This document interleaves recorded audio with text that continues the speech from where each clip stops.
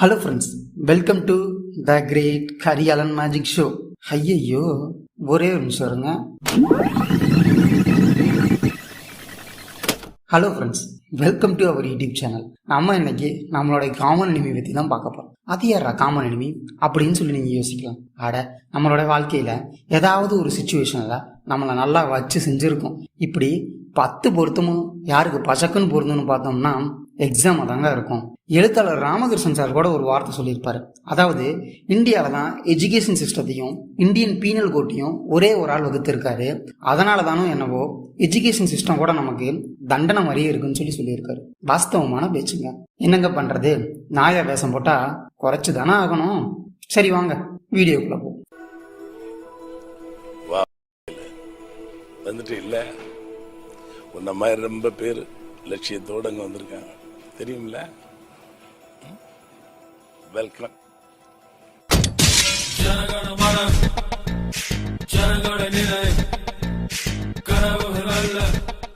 First உங்கள் மைண்டுக்கு ஒரு மெசேஜ் பண்ணிடுங்க. எப்படி படம் பார்க்க போகிறதுனா டீசரு ட்ரெய்லர்லாம் பார்த்து ரெடி ஆகணுமோ அந்த மாதிரி என்ன டாபிக் படிக்க போகிறோம், எப்போ படிக்க போகிறோம்னு சொல்லிட்டோம்னு வச்சுக்கோங்களேன், உங்கள் மைண்டு ஆட்டோமேட்டிக்காக அதுக்காக ரெடியாக ஆரம்பிச்சிடும். எந்த ஒரு விஷயத்தையும் பிளான் பண்ணாமல் பண்ணால் இப்படித்தான் பிளான் பண்ணி பண்ணணும்.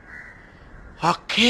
ஜென்ரலாகவே ஹியூமன் பீயிங்ஸ்னால 20 to 25 மினிட்ஸ் தாங்க கான்சென்ட்ரேட் பண்ண முடியும். ஸோ டாபிக்ஸை 20 to 25 மினிட்ஸ்க்கு எவ்வளோ படிக்க முடியுமோ அந்த அளவுக்கு பிரித்து வச்சுக்கோங்க.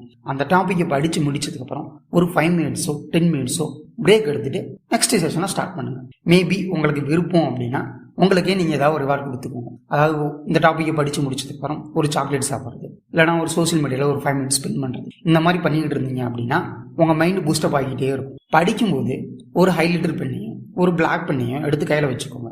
நீங்கள் படிக்கிற டாப்பிக்கோடைய கீ பாயிண்ட்ஸை ஹைலைட்டர் பெண்ணை வச்சு ஹைலைட் பண்ணுங்க. சப்போர்ட்டிங் பாயிண்ட்ஸ் எல்லாத்தையும் ஒரு பிளாக் பெண்ணோ அல்லது ரெட் பெண்ணோ வச்சு அண்டர்லைன் பண்ணுங்க. இப்படி பண்ணுறதுனால 2 விஷயம் நடக்கும். 1, எந்த பாயிண்ட்டையும் நீங்கள் மிஸ் பண்ண மாட்டீங்க. 2, ரிவிஷன் பண்ணுறதுக்கு ரொம்பவே ஈஸியாக இருக்கும். இது சின்ன பிள்ளைத்தனமாக தாங்க இருக்கும். இருந்தாலும் கலர்ஃபுல்லான ஒரு விஷயத்தை நம்ம பண்ணும்போது நம்மள அறியாமலே நம்ம அதில் இன்வால்வ் ஆக ஆரம்பிச்சிருவோம். என்னென்ன சொல்றான் பாருங்க, கம்பி கட்டுற கதையெல்லாம் எடுத்து போடுறாங்க. நம்ம எதுக்கு எக்ஸாமுக்கு படிக்கிறோன்னு சொல்லி நல்லா கூர்ந்து ஆராய்ஞ்சு பார்த்தோம்னா மார்க்குக்காக தாங்க படிக்கிறோம். நான் நாலேஜுக்காக படிக்கிறோன்னு நண்பன் படத்துல வர விஜய் மாதிரி சொன்னோம்னா சிரிச்சிடுவாங்க. ஆனா உண்மையாலுமே நாலேஜுக்காக தாங்க படிக்கணும். நம்மள யாரு கூட கம்பேர் பண்ணாலும் நமக்கு பிடிக்காது. ஆனா நம்ம இங்க என்ன பண்ண போறோம் அப்படின்னா கம்பேர் தான் பண்ண போறோம். நம்ம ஒரு டாபிக்கை படிச்சு முடிச்சதும் நீங்க லாஸ்டா படிச்ச டாபிக் கூட கம்பேர் பண்ணி பார்த்துக்கோங்க. 2 டாபிக்கும் உள்ள சிமிலாரிட்டி டிசிமிலாரிட்டி 2யுமே கம்பேர் பண்ணி பாருங்க. அப்படி கம்பேர் பண்ண எதுவும் இல்லை அப்படின்னா உங்க லைஃப் கூடவோ அல்லது உங்களுக்கு பிடிச்ச விஷயத்து கூடவோ ரிலேட் பண்ணிக்கோங்க. ஃபார் எக்ஸாம்பிள், தெர்மோடைனமிக்ஸ்ல ஒரு லைன் எடுத்துக்கோங்க.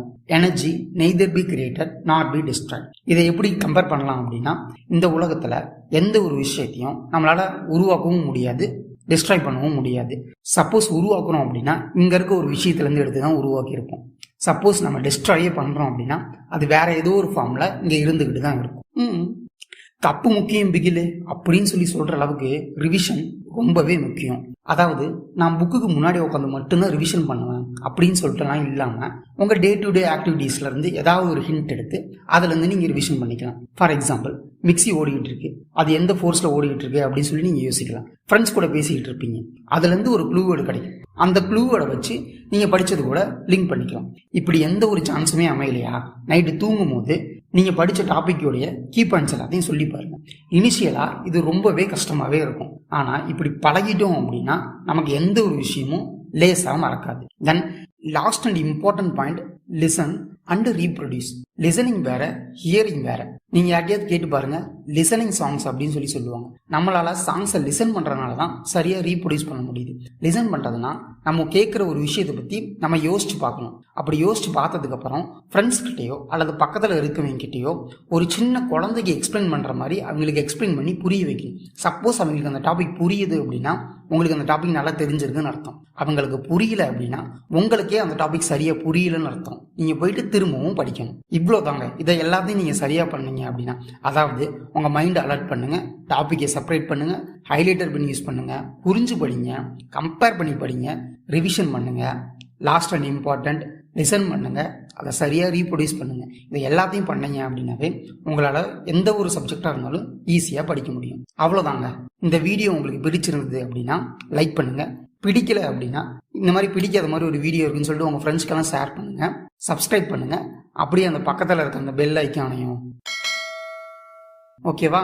ஐயோ என்னங்க நீங்க இன்னும் போகலையா? அட போய் படிங்க. எவ்வளவு படிச்சாலும் புரிய மாட்டேங்குதா? எதுக்கும் புக்கை கொஞ்சம் நேரம் வச்சு படிச்சு பாருங்க, புரிஞ்சாலும் புரியும்.